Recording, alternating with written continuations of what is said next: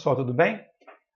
Dando continuidade aos estudos de alguns protocolos disponibilizados pelo modelo TCP/IP, nessa videoaula nós vamos falar sobre o HTTP e o DNS. Bom, para poder agilizar, eu deixei aqui montado o cenário da aula passada, onde nós falamos sobre o DHCP, e vocês vão observar que aqui, nos serviços disponibilizados pelo servidor, eu tenho o HTTP e o DNS, além do DHCP, que nós falamos na aula passada, e outros protocolos. O protocolo HTTP não tem muito o que falar. Ele consiste de um serviço de transferência de documentos chamado de hipertexto. Então, esses documentos, eles são normalmente gravados num formato chamado HTML, que denota a linguagem que foi utilizada para criar esses documentos, como vocês podem ver aqui.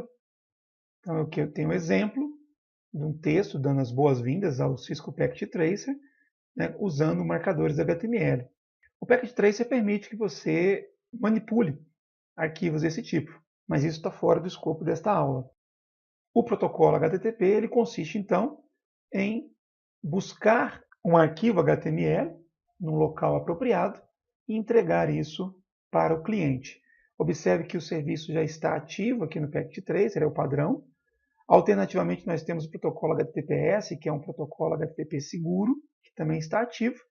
E para poder acessar esse serviço, basta que a gente faça o acesso via navegador, como a gente faz normalmente nas nossas máquinas. Então, eu clico aqui num PC qualquer, aba Desktop, eu venho aqui em Web Browser, e na barra de URL, como eu ainda não tenho um nome de domínio registrado aqui no meu exemplo, eu vou colocar o endereço IP 192.168.0.254. Clico no botão Go e aí ele vai trazer aquela página de boas-vindas que eu acabei de mostrar. Vocês viram que lá no servidor, este arquivo, ele tinha as chamadas tags do HTML. Quando o navegador recebe esse arquivo, ele interpreta estas tags e exibe a página no formato apropriado. Tá? O conceito de hipertexto consiste no fato de que, a partir de uma página, eu possa ter links que me levam a outras páginas, como é o caso aqui. Tá? Bom, o que eu queria mostrar para vocês, no entanto, como configurar o nome de domínio através do qual eu possa acessar esse mesmo servidor sem precisar informar o seu endereço IP. Isso só é possível através de um outro protocolo chamado DNS, Domain Name Service, que faz a tradução de um nome de domínio para um número IP. Para a gente poder visualizar melhor essa questão, vamos fazer o seguinte. Vamos abrir aqui o prompt de comando e vamos fazer um ping, primeiro no número IP do servidor, 192.168.0.254. Percebam que ele está respondendo. E agora, no nome de domínio hipotético, que eu ainda não criei, teste.com.br. Eu dou um Enter. Ele vai demorar um pouco mais, porque ele está procurando o servidor de DNS, que não existe ainda na nossa rede, melhor, não está configurado. E depois de algum tempo, ele vai informar que não foi possível fazer a tradução deste nome de domínio para o endereço IP correspondente. Então, depois de algum tempo, observe aí a mensagem sendo exibida, dizendo que o ping, que a requisição ping, não encontrou o host www.teste.com.br. Por favor, cheque o nome e tente novamente. Aqui ele está supondo que eu digitei o nome errado, mas na verdade nós não temos servidor DNS devidamente configurado. Tá? Para poder configurar o servidor DNS, eu escolho o serviço DNS. Ele está desativado por padrão. Eu vou ligá-lo. E a ideia básica é esta. Eu informo um nome de domínio, então, www.teste.com.br, informo a qual IP ele será associado e simplesmente mando acrescentar.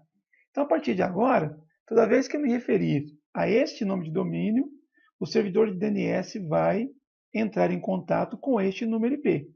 Vamos ver isso na prática?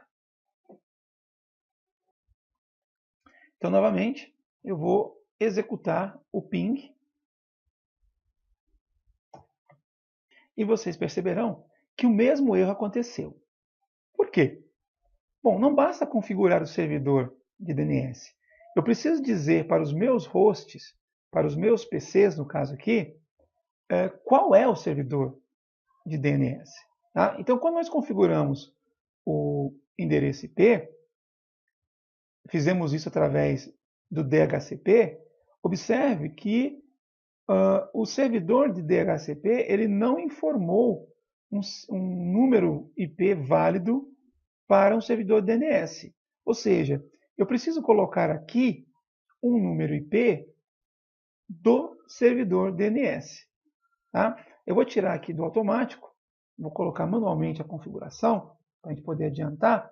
Depois a gente volta no servidor DHCP e configura e muda a configuração para que esta informação também seja atribuída automaticamente.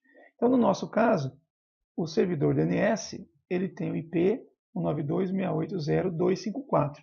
Neste caso, coincide com o servidor HTTP, mas eu poderia ter esses serviços sendo oferecidos por máquinas diferentes. Tá?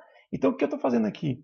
Estou dizendo para a minha máquina que sempre que for informado o nome de domínio e que, por consequência, for necessária a tradução deste nome para um endereço IP, ele vai consultar esta máquina, que é o meu servidor de DNS, para poder descobrir qual o endereço IP está vinculado com aquele nome de domínio que foi informado. Então, feito isso, se eu voltar lá no prompt de comando e repetir o comando pela terceira vez, observe que agora as coisas funcionam mais rapidamente. Logo de cara ele já diz que está fazendo ping para o número 92.168.0.254, que é o número que eu vinculei com este nome de domínio. E como esta máquina está ativa, observe que já houve resposta. Se eu for lá no meu navegador, no meu web browser, e colocar o nome de domínio recém-criado, o que vai acontecer é a exibição da página, como nós tínhamos visto anteriormente, só que agora através do nome de domínio e não apenas pelo número IP. Observe ainda que eu posso configurar nomes de domínio para os quais ainda não tenha uma máquina respondendo. Então, por exemplo, eu vou criar aqui um nome de domínio, smtp.test.com.br e vou dizer que esse domínio estará vinculado à máquina 92.168.0.100, por exemplo. É uma máquina que não existe na minha rede. Acrescentei. Olha só o que vai acontecer. Se eu fizer um ping neste nome de domínio, então vou apagar aqui, smtp, der um Enter, percebam que ele não vai demorar, como aconteceu anteriormente, quando o serviço não estava ativo. Ele já descobriu que este nome de domínio está associado a este endereço IP, que nós acabamos de cadastrar.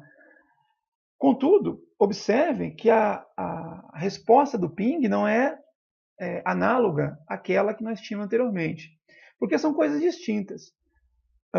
Quando é informado o número IP que está vinculado ao domínio que eu informei, significa que o dispositivo já entrou em contato com o servidor DNS e obteve essa resposta. A partir do momento que o número IP foi descoberto, no caso do ping, ele vai tentar então enviar pacotes para esse número IP. E no nosso caso, como essa máquina não existe na rede, então ele está dizendo que não obteve resposta desta máquina. Tá? Então vamos lá, repetindo. Quando eu informo o nome de domínio, antes de qualquer coisa, o meu dispositivo entra em contato com o servidor de DNS para descobrir qual IP está vinculado a este domínio. Uma vez descoberto o IP, aí sim o meu dispositivo tentará entrar em contato com o dono desse número IP, vamos dizer assim, o usuário desse número IP.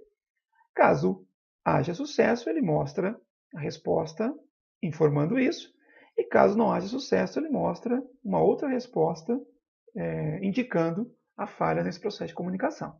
Ok? Bom, outra coisa que eu quero mostrar é como configurar isto num servidor de DHCP para que a informação do DNS Server também possa ser atribuída quando uma máquina solicitar o endereço automaticamente. Basta eu vir aqui, informar qual é o número IP do servidor DNS. No meu caso aqui eu vou salvar, observe que a informação foi atualizada aqui embaixo. E aí, quando eu chegar em uma máquina que já tem endereço IP atribuído, se eu pedir para ela repetir a solicitação DHCP, olha o que vai acontecer.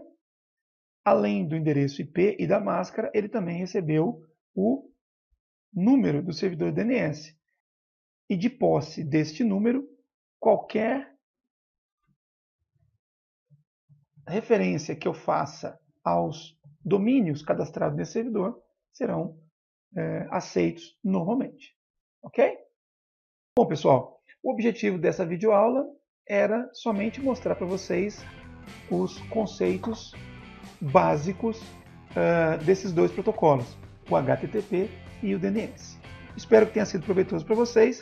Nos encontramos na próxima videoaula. Um abraço.